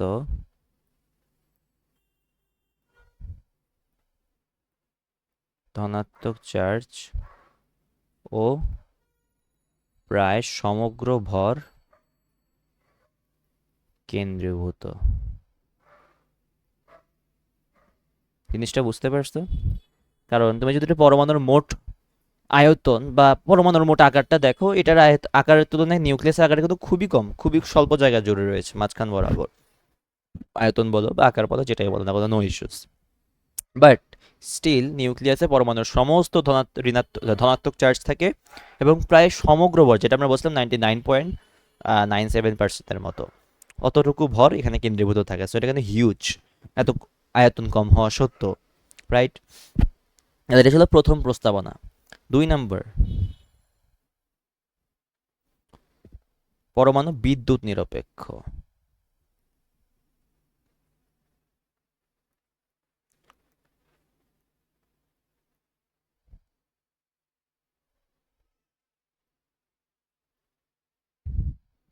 আলফারে যখন কিনা এমিট করছে, ওইখানের এমিট করার পরেও এই গোল্ড যেই ফয়েলটা ছিল, এইটা মানে ইলেকট্রিফাই হয় নাই, এটা আসলে আধান বিশিষ্ট হয় নাই, এই জন্য এটা আসলে বলা হয় যে পরমাণু তাহলে বিদ্যুৎ নিরপেক্ষ। বাট এটা আসলে প্রপার মানে এটা একটা অ্যাজামশনের মতোই বলা যায়, এটা আসলে প্রপারলি এক্স্যাক্টলি এই পরীক্ষা থেকে ওইভাবে করে বলা যায় না। তাই নিউক্লিয়াসের ধনাত্মক চার্জ সংখ্যার সমান সংখ্যক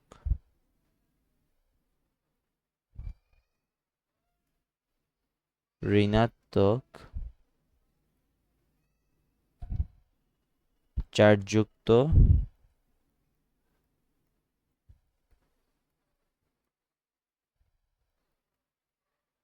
ইলেকট্রন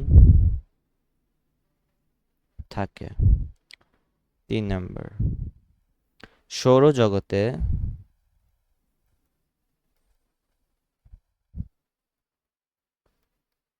সূর্যের চারদিকে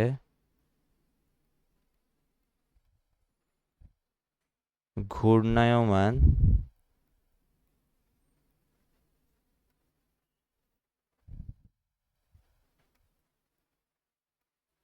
গ্রহসমূহের মতো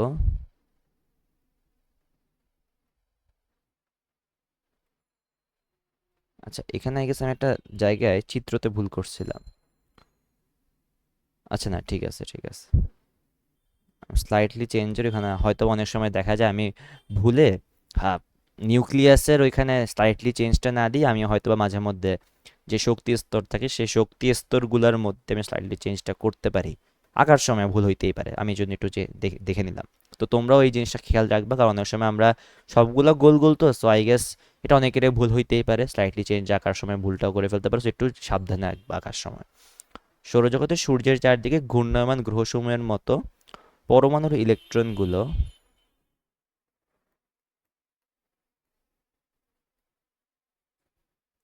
এর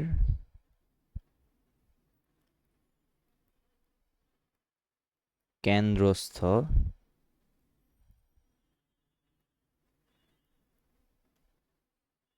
নিউক্লিয়াসের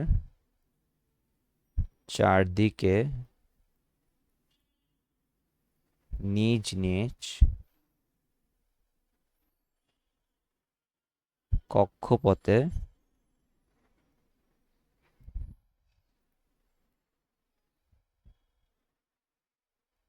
ঘূর্ণায়মান থাকে। ধনাত্মক চার্জ বিশিষ্ট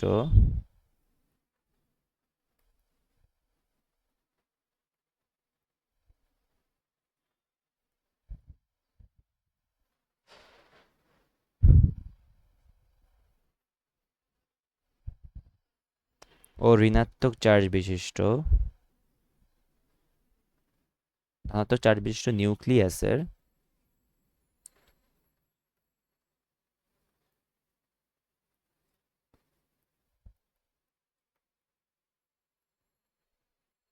ও ঋণাত্মক চার্জ বিশিষ্ট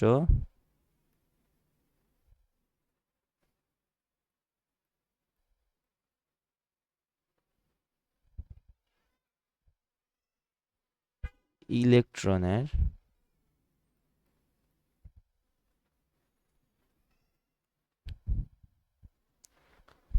পারস্পরিক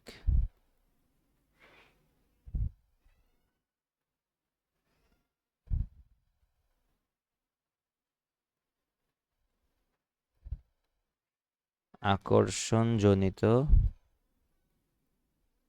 কেন্দ্রমুখী বল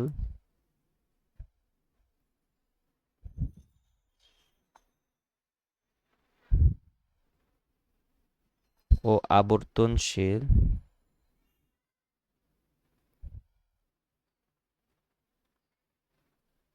ইলেকট্রনের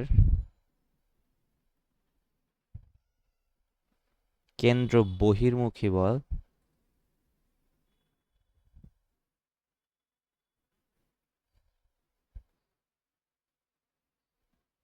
পরস্পর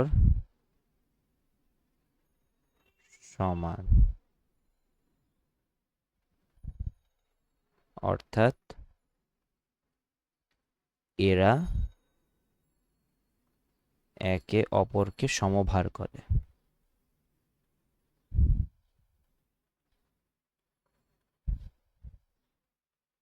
এখন কথা হচ্ছে ভাই, এত বড় যে একটা কথা লিখলাম, এটার মিনিংটা কি? আমরা সবাই জানি সোলার সিস্টেম অ্যাটম মডেল সম্পর্কে, এই জন্য এটাকে আসলে সোলার সিস্টেম অ্যাটম মডেল বলা হয়। তাহলে সোলার সিস্টেম অ্যাটম মডেলের রিজনটা আসলে আমাদের কাছে এখন ক্লিয়ার হয়েছে, মানে ক্লিয়ার তো হয় না, এখন ক্লিয়ার হবে actually. Solar system atom model জিনিসটা কি দেখো, সৌরজগতে সূর্যের চারদিকে ঘূর্ণায়মান গ্রহসমূহের মতো, মানে সোজা কথা সূর্যের চারদিকে যে গ্রহগুলো ঘুরতেছে ওইটার মতো ইলেকট্রনগুলো নিউক্লিয়াসের চারদিকে ঘুরতেছে, এইটাও উনি ধরে নিছে।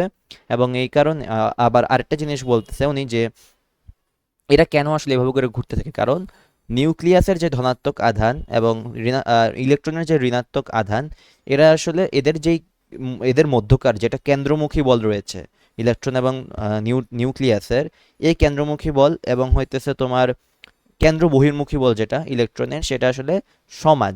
যদি সেটা চিন্তা করে দেখো, আমরা যখন একটা বস্তু, ধরো তুমি একটা আহ, পাথর নিলা, পাথরটাকে তুমি একটা সুতার মধ্যে বেঁধে, ধরো চিকন একটা সুতা নিয়ে বেঁধে তুমি ঘুরালা, ঘুরানো, ঘুরাতে ঘুরাতে দেখবা এটা কিন্তু একটা নির্দিষ্ট সময় পর পর নির্দিষ্ট দিকে অতিক্রম করতেছে। বা তুমি ফ্যানের দিকে তাকাও, একটা নির্দিষ্ট সময় পর পর একটা নির্দিষ্ট দিকে অতিক্রম করতেছে। দ্যাট মিন্স এরা আসলে কেন্দ্রের মাঝখানে, তোমার যে হাতটা ছিল যেটাকে কেন্দ্র করে সে ঘুরতেছে, ওই কেন্দ্রের দিকে একটা সে বল অনুভব করতেছে বলে সে বারবার এদিক বরাবরই সেম ডিস্টেন্স নিয়ে ঘুরতেছে। এই জন্য এটা কেন্দ্রমুখী বল যে কাজ করতেছে আমরা ইজিলি বুঝতে পারতেছি।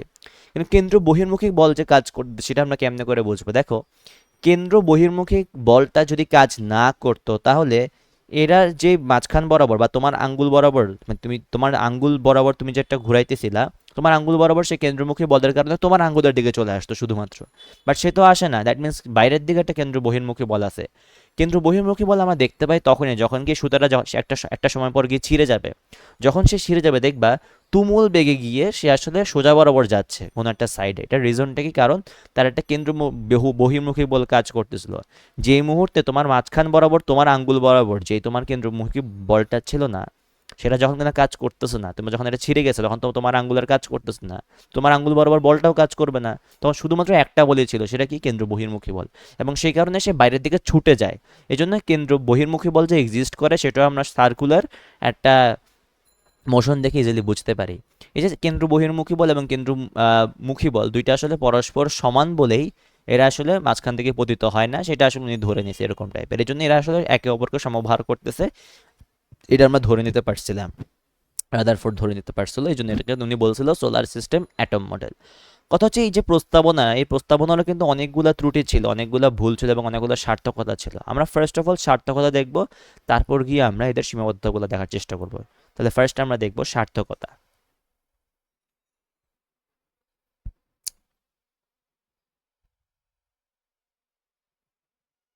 এক, সার্থকতা। সার্থকতা নাম্বার এক, আমরা এর মাধ্যমে আলফা কণা বিচ্ছুরণ পরীক্ষাটা এক্সপ্লেন করতে পেরেছিলাম। মানে আলফা কণা বিচ্ছুরণ পরীক্ষা এক্স্যাক্টলি কি কি হয় না হয় এগুলো সবগুলো আমরা এক্সপ্লেন করতে পেরেছিলাম। তাহলে এক নাম্বার জিনিসটা ক্লিয়ার। দুই নাম্বার, নিউক্লিয়াসের উপস্থিতি সম্পর্কে আমরা ক্লিয়ার একটা ধারণা পাইছিলাম, তাও কেন্দ্রে। তাহলে নিউক্লিয়াসের উপস্থিতি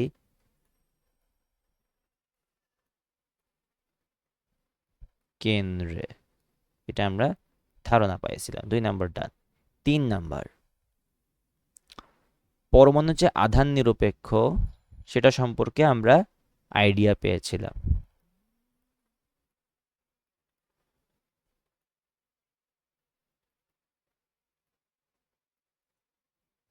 ওকে, তাহলে তিনটা জিনিস পাইলাম, আরও আছে অবভিয়াসলি। পরমাণু আধান নিরপেক্ষ সেটা আমরা দেখি। চার নাম্বার,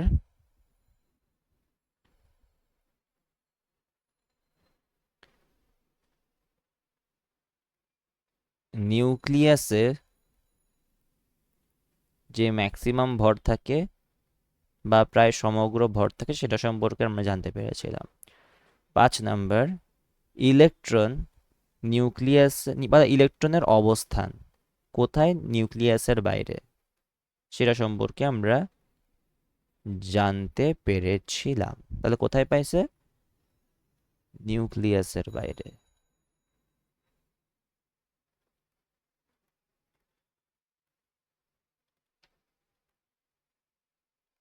এটা সম্পর্কে আমরা ধারণা পেয়েছিলাম। অ্যান্ড ফাইনালি, আমরা পরমাণুর সর্বপ্রথম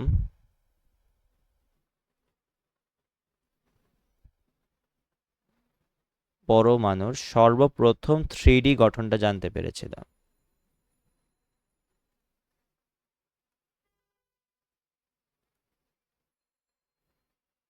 3D বা এটাকে আমরা বলি ত্রিমাত্রিক গঠন নিয়ে আমরা জানতে পেরেছিলাম, বা এটা নিয়ে ধারণা প্রদান করা হয়েছিল। ভাই ত্রিমাত্রিক গঠন বলতে কি? এই যে নিউক্লিয়াস নিউক্লিয়াসের মধ্যে প্রোটন নিউট্রন আছে, ইলেকট্রনস আছে বাইরে, এগুলা যে আছে এগুলো আসলে কোন ফরম্যাট আছে, 3D ডাইমেনশনাল ফরম্যাটে রয়েছে, সেই জন্য এটাকে 3 ডাইমেনশনাল গঠন বলা হয়। কথা চলে সীমাবদ্ধতাগুলো কি কি, এগুলো আমাদের সার্থকতা ছিল। সীমাবদ্ধতা, সীমাবদ্ধতা নাম্বার 1, আমরা পরবর্তীতে দেখতে পাইছিলাম যে হাইড্রোজেন যে আমাদের আছে, হাইড্রোজেন পরমাণুর মধ্যে তুমি যখন কিনা হইতেছে এই ধরনের আলফা কণা দিবা, বা হইতেছে তুমি যখন হাইড্রোজেন পরমাণু থেকে ইলেকট্রনসগুলো সরায় নেওয়া বা দেওয়ার চেষ্টা করবা, তুমি দেখবে এখানে অনেকগুলো বর্ণালী পাওয়া যাচ্ছে, যেটা আমরা বোরের পরমাণু মডেলে পরবর্তীতে পেয়েছিলাম। কথা হচ্ছে এই যে হাইড্রোজেন পরমাণুর যে বর্ণালীগুলো ছিল, এই বর্ণালীগুলো কোত্থেকে আসতেছে, কেন হচ্ছে, এগুলো রিজনিং সে আসলে দিতে পারে নাই। তাহলে হাইড্রোজেন পরমাণুর বর্ণালী ব্যাখ্যা করা যায় না, তাহলে এইচ বর্ণালী ধারণা পাওয়া যায় না। 2, ইলেকট্রনের কক্ষপথের আকার, মানে কক্ষপথ সম্পর্কে জানতে পারছিলাম, বাট কক্ষপথের আকার এবং আকৃতি সম্পর্কে কোনো ধারণা পাই নাই।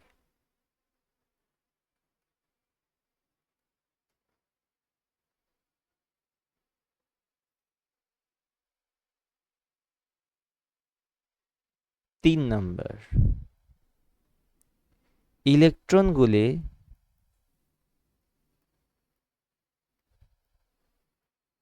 নিউক্লিয়াসকে কিভাবে কেন্দ্র করে ঘুরে, বা নিউক্লিয়াসকে কিভাবে পরিভ্রমণ করে বা পরিক্রমণ করে, সরি, নিউক্লিয়াসকে কিভাবে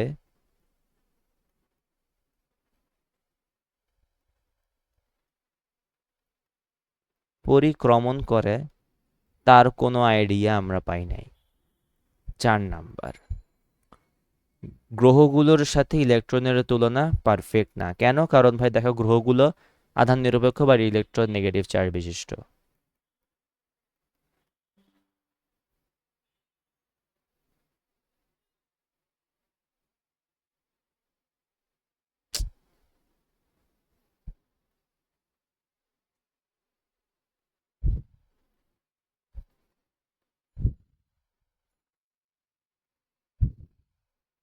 5 নম্বর,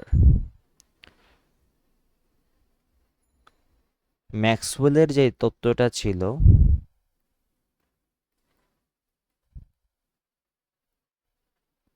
ম্যাক্সওয়েলের তত্ত্ব অনুসারে ভুল মডেল। কেন? কারণ ম্যাক্সওয়েলের তত্ত্ব অনুসারে তার কথা হইতেছে ভাই, এটা যদি নেগেটিভ এবং এটা যদি পজিটিভ হয়, নেগেটিভ তো ইলেকট্রন, মানে নেগেটিভ তো পজিটিভ তো আকর্ষণ করার কথা, আকর্ষণ করতেছে, ফাইন, বুঝলাম। তাহলে নেগেটিভ ইলেকট্রনকে আকর্ষণ করতে করতে একটা সময় গিয়ে পজিটিভ চার্জ বরাবর চলে আসার কথা। তাহলে এই যে পরিভ্রমণ করতেছি, ধরো এটা ইলেকট্রন, এটা তোমার পজিটিভ চার্জ যুক্ত বিশিষ্ট নিউক্লিয়াস, তাহলে নিউক্লিয়াস বরাবর সে হইতেছে একটা আকর্ষণ অনুভব করতে করতে একটা সময় পর গিয়ে সে মাঝখান বরাবর চলে এসে এটা বিলুপ্ত হয়ে যাওয়ার কথা। কিন্তু কথা হচ্ছে বিলুপ্ত তো হয় না। কেন হয় না, এটার রিজনিংটা আমাকে রাদারফোর্ড এভাবে করে এক্সপ্লেন করতে পারে, নাহলে ম্যাক্সওয়েলের তত্ত্ব অনুসারে এটা একটা ভুল মডেল ছিল। এই জন্যই আসলে সীমাবদ্ধতাগুলো এভাবে করে দেখা গেছে। পরবর্তীতে বোর্ডে সেগুলো সবগুলো এক্সপ্লেনেশন দিছে, এই কাহিনী হয়েছে, ওই হয়েছে, সেগুলো সম্পর্কে আমরা পরের ক্লাসে জানতে পারবো। নো ইস্যুস, আস্তে ধীরে পড়ো, এত প্যারা ট্যারা নেওয়া দরকার নেই। কথা হচ্ছে ভাই, এত কিছু যে পড়লাম, কি কি আসতে পারে? প্রথম জিনিস, থমসনের পরমাণু মডেল থেকে তোমার হয়েছে অনুধাবনমূলক প্রশ্ন আসতে পারে, এটা তথ্য সম্পর্কে জিজ্ঞাসা করতে পারে, অথবা থমসনের পরমাণু মডেলকে কেন কিসমিস পুডিং মডেল বা কেন প্লাম পুডিং মডেল বা কেন তরমুজ মডেল বলা হয়, সেটা আসতে পারে। তারপর এখানে আসতে পারে আরও জিনিস, যেমন ধরতেছে রাদারফোর্ডের পরমাণু মডেলে যাওয়ার পর রাদারফোর্ডের পরমাণু মডেলকে কেন সোলার সিস্টেম অ্যাটম মডেল বলা হয়, সেটা আসতে পারে। রাদারফোর্ডের পরমাণু মডেলকে কেন নিউক্লিয়ার মডেল বলা হয়, সেটা তোমার আসতে পারে। এগুলো তোমার খ নম্বরের জন্য ইম্পর্টেন্ট। তারপর ধরো আলফা কণা যে বিচ্ছুরণ পরীক্ষাটা আমরা করেছিলাম, আলফা কণা বিচ্ছুরণ পরীক্ষা মানে এগুলো ইনফরমেশন ছিল, যেমন ধরো এই যে দেখো, আলফা কণা বিচ্ছুরণ পরীক্ষা ইনফরমেশন ছিল এরকম যে যেগুলো অ্যাপারেটাস ছিল বা যেগুলো উপকরণ ছিল, দেখো পাতলা সোনার পাতের পুরুত্ব কত, 0.004 সেন্টিমিটার, এগুলো তো আমার মেডিকেলের জন্য ইম্পর্টেন্ট, এগুলো আসতে পারে যে কোনো সময়। লেড কেন আমরা ইউজ করতেছি, এদের ঘনত্ব বেশি এই জন্য, এদের রেজিস্ট করার পাওয়ার বেশি এই জন্য, রাইট? এরকম টাইপের ছোটোখাটো কোয়েশনগুলো আসতে পারে। বা আলফা কণা কাকে বলে সেগুলো আসতে পারে, আলফা কণার গতি কত, ভর কত, এগুলো মেডিকেলের জন্য মোটামুটি ইম্পর্টেন্ট। আবার জিঙ্ক সালফেট পর্দা কেন ইউজ করি আমরা, এটা খ নম্বরের জন্য ইম্পর্টেন্ট। তো এগুলো ভালো করে পড়বা। তারপর হচ্ছে তোমার রাদারফোর্ডের পরমাণু মডেলের যেই এত কাহিনী যে আমরা বললাম যে সিদ্ধান্ত, পর্যবেক্ষণ এগুলো দরকার নেই, দরকার মেইনলি প্রস্তাবনাটা। তাহলে প্রস্তাবনাটা ভালো মতো করে পড়বা, কারণ প্রস্তাবনায় যেগুলো পয়েন্ট আছে এই পয়েন্টগুলোর ভিতরেই সিদ্ধান্তগুলোর অনেকগুলো জিনিসপত্র অ্যাড করা হয়েছে। সো আলটিমেটলি প্রস্তাবনাটা অ্যাজ এ হোল একটা সিদ্ধান্ত বলা যায়, অ্যাজ এ হোল একটা পর্যবেক্ষণ বলা যায়। তো প্রস্তাবনাটা টোটালি মুখস্থ করবা, মুখস্থ করা বলতে কি বুঝে বুঝে পড়বা। দেখো আমি কিন্তু তোমাকে বুঝাইছি যে এগুলো কেন হইতেছে, এগুলো কিরকম করে হইতেছে, ট্রাই করবা, আই গেস পারবা ইজিলি। ঠিক আছে, মানে যতটুকু সম্ভব অ্যাজ এ হোল সবগুলো জিনিসপত্র রাখার চেষ্টা করবে, এটা হচ্ছে তোমার প্রস্তাবনা। প্রস্তাবনার পরে তোমার যে এই যে মানে লাস্টে কি পড়ছিলাম আমরা, সার্থকতা আর হচ্ছে এই যে আহ, তোমার সীমাবদ্ধতা, এগুলো আসলে খুব বেশি ইম্পর্টেন্ট না, বাট এগুলো তখনই ইম্পর্টেন্ট যখন কি তুমি বোরের পরমাণু মডেলের সাথে কম্পেয়ার করবা। কারণ একটা মোস্ট ইম্পর্টেন্ট কোয়েশ্চন বোরের পরমাণু মডেল এবং রাদারফোর্ডের পরমাণু মডেলের একটা তুলনা বা একটা পার্থক্য করতে বলবে তোমাকে, তখন গিয়ে সীমাবদ্ধতা এবং সার্থকতাগুলো অনেক কাজে দিবে তোমাকে, বুঝতে পারছো? কারণ এগুলো খুবই শর্টে করে লিখা, ইজিলি মনে রাখা যাবে, তো তখন কি তুমি ইজিলি পার্থক্যগুলো আইডেন্টিফাই করতে পারবা। বুঝতে পারছি? আমরা তো এখনো পার্থক্য পড়ি না, পার্থক্য পড়বো ইন ফিউচারে, বাট আপাতত মাথায় রাখো এগুলো তোমার দরকার হইতে পারে সামনে। I guess clear? এবং ভালো মতো করে পড়ো। আর একটা জিনিস বলি, সেটা হচ্ছে আমি যা পড়াচ্ছি এগুলো পড়লেই মোর দেন এনাফ।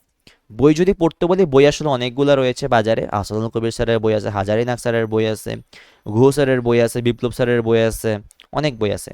কথা চল তুমি কোনটা পড়বা, আমি প্রেফার করব কেউ যদি ইঞ্জিনিয়ারিং ক্যান্ডিডেট হও বা ইঞ্জিনিয়ারিং এখন থেকে প্রিপারেশন দিবে, একদম ফাইনালি ডিসাইড করে ফেলছো, তাহলে আহসানুল কবির স্যারের বইটা পড়তে পারো, কারণ আহসানুল কবির স্যারের বইটা অনেক গুছানো বই, অনেক সুন্দর করে দিয়ে রাখছে। এবং কেউ যদি অনুধাবনমূলক প্রশ্ন দেখতে চাও, বিপ্লব স্যারের বইটা দেখতে পারো। কেউ যদি ম্যাথ বেশি করতে চাও তাহলে ঘুহ স্যারের বই দেখতে পারো।